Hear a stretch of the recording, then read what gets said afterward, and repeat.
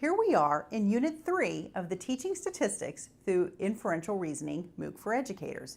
In this unit, we continue our journey in making inferential reasoning a central focus in our practice.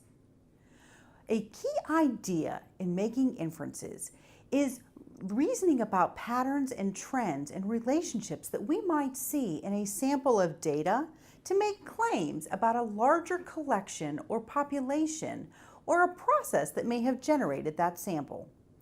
Sometimes a sample is generated or collected from a population where we are making claims about that population, such as a stratified random sample of voters to be able to make some claims about what might happen in an election. Other times, a sample is generated from a process such as measuring repeatedly the perimeter of a table or repeatedly tossing a water bottle. In these instances, the goal is to use the sample of data to make a claim about the underlying model.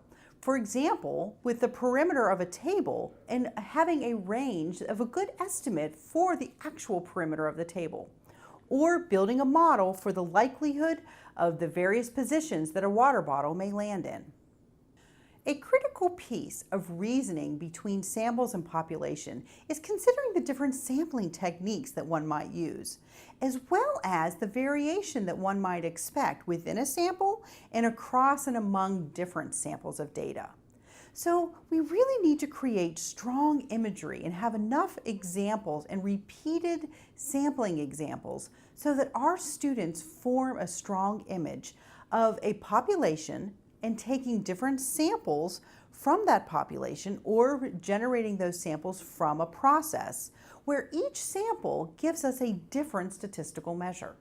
And then collecting those different statistical measures in a distribution of sample statistics or an empirical sampling distribution. All of these can help support reasoning about what we can learn from a single sample and making claims to a larger population. Our expert panel in the Essentials will discuss key ideas related to samples and populations and how they address this in their teaching.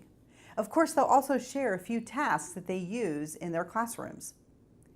In the Learning from Practice section, there are videos where we have two teachers sharing their favorite tools and resources, both hands-on and technological, that they use with their students and how these tools and resources really help students' reasoning. We also get to see a practicing teacher in action in a lesson where he is using multiple technology tools to introduce the ideas of sampling distributions.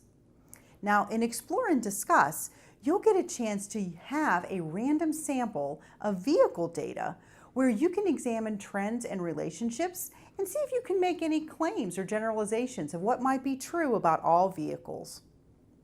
This unit is chock full of many tasks and resources that we think can be useful in your practice. Be sure to check in the Extend Your Learning section to find some of these resources. I really look forward to the reflective and critical discussions that we can have in the Discuss with Colleagues forum.